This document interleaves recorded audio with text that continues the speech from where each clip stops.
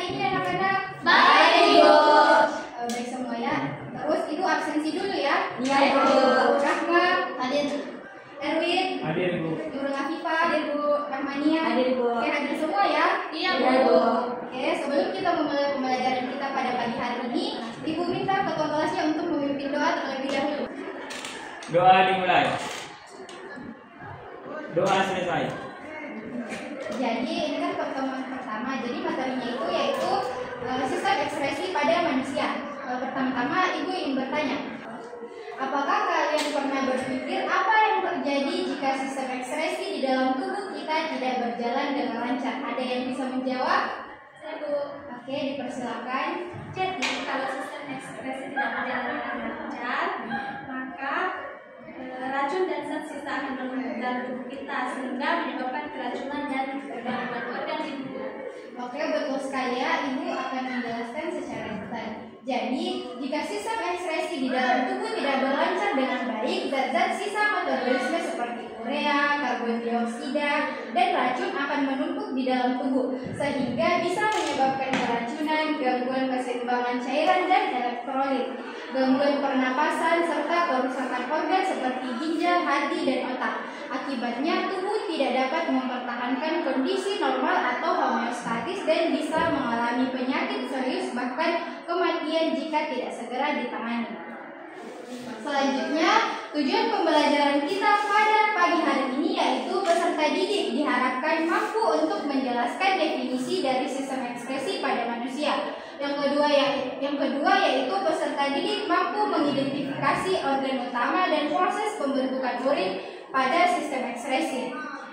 Baik, sebelum kita melanjutkan materi kita pada pagi hari ini, tolong yang tidak ada kaitannya dengan pembelajaran bisa disingkirkan dulu, seperti handphonenya bisa disimpan ke tas. Oke, baik. Materi kita yaitu pengertian sistem ekspresi. Jadi, pengertian sistem ekspresi pada manusia adalah sistem tubuh yang berfungsi untuk mengeluarkan zat-zat sisa metabolisme yang sudah tidak dibutuhkan lagi.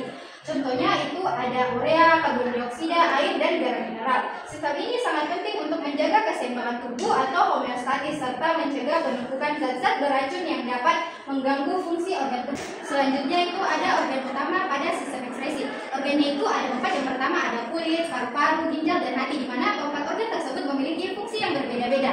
Yang pertama itu ada kulit, di mana kulit berfungsi untuk mengeluarkan keringat yang mengandung air, garam, dan sedikit urea, membantu mengatur suhu tubuh melalui proses penguapan keringat atau termodulasi. Selanjutnya ada paru-paru, di mana paru-paru mengeluarkan karbon dioksida atau CO2 dan uap air hasil metabolisme melalui proses pernapasan.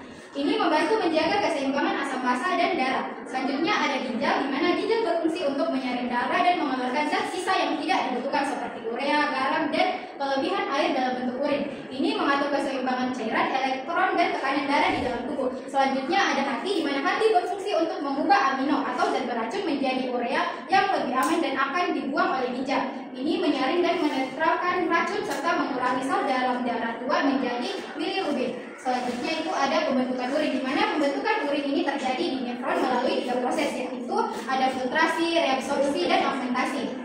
Di mana ketiga proses tersebut memiliki fungsi yang berbeda-beda. Di mana filtrasi atau penyaringan terjadi di glomerulus atau kapiler darah di nefron. Darah disaring untuk memisahkan zat-zat kecil seperti air, glukosa, garam, dan urea dari sel darah dan protein. Hasilnya disebut filtrasi glomerulus atau urin primer. Selanjutnya yang kedua itu ada reabsorpsi, di mana reabsorpsi ini adalah penyerapan kembali terjadi di tubulus proksimal dan bagian lain dari tubulus ginjal, di mana zat-zat penting seperti air, glukosa, dan glukosa diserap kembali ke dalam darah. Proses ini mencegah kehilangan zat yang masih dibutuhkan oleh tubuh. Yang terakhir itu ada augmentasi, di mana augmentasi ini adalah pengeluaran zat sisa tambahan terjadi di tubulus distal dan di tubulus kolektivus. Zat sisa atau racun seperti hidrogen, amonia, dan obat-obatan disekresi di dalam tubulus hingga menghasilkan urin sesungguhnya yang akan mengalir ke rongga ginjal lalu keluar ke ureter, kandung kemih, dan dikeluarkan melalui uretra. Oke, dari penjelasan Ibu tadi, apakah ada yang tidak mengerti? Oke, kalau sudah jelas, Ibu akan membagi kalian menjadi 4 kelompok. Ibu minta kepada kalian untuk berhitung terlebih dahulu, dimulai dari Nak Erwin. Silakan. 1, 2, 3, 1, 2, 3. Oke, jadi yang mendapat nomor urut dengan kelompoknya masing-masing. Apakah semuanya sudah duduk berkelompok? Iya. Selanjutnya ibu akan memberikan kalian LKPD yang akan kalian diskusikan dengan teman kelompok kalian. Waktu diskusinya itu 5 menit.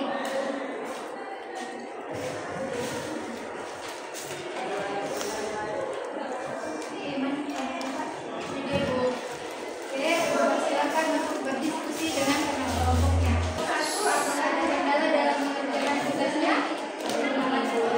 Kelompok dua, Aman. kelompok tiga, kelompok empat.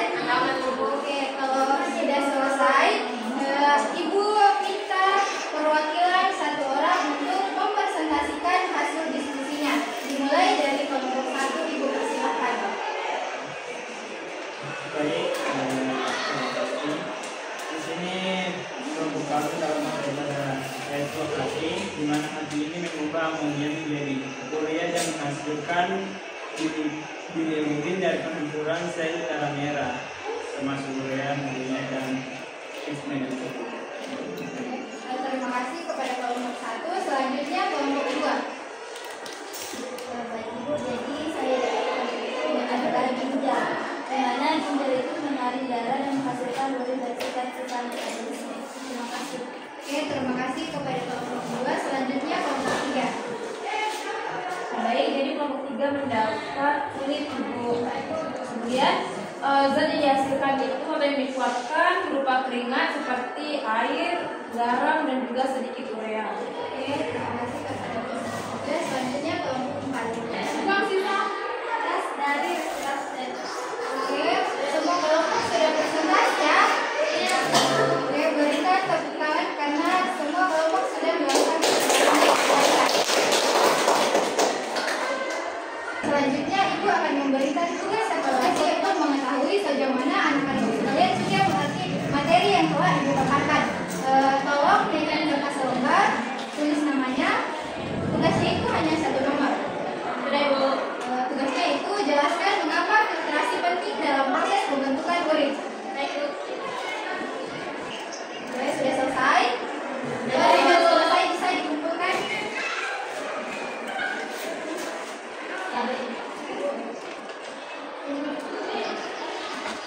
Sebelum kita mengakhiri pembelajaran kita pada pagi hari ini, ada yang bisa menyimpulkan tentang materi yang telah ibu sampaikan?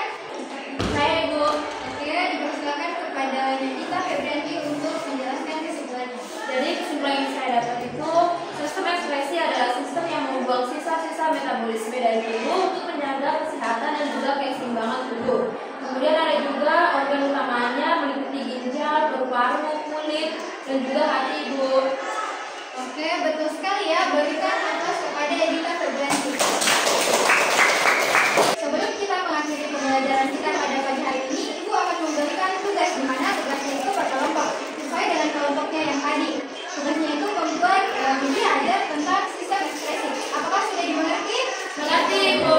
Oke, baik. Ibu minta kepada ketua tingkatnya untuk memimpin doa sebelum kita mengakhiri pembelajaran kita pada pagi hari ini. Ada kita baca doa. Doa dimulai. Doa selesai. Sebelum kita mengakhiri pembelajaran kita pada pagi hari ini, ibu ucapkan terima kasih kepada anak-anak sekalian dan materi minggu depan akan di-share di grup. Ya Ibu. Oke, kurang dan lebihnya mohon dimaafkan. Assalamualaikum warahmatullahi wabarakatuh. Waalaikumsalam.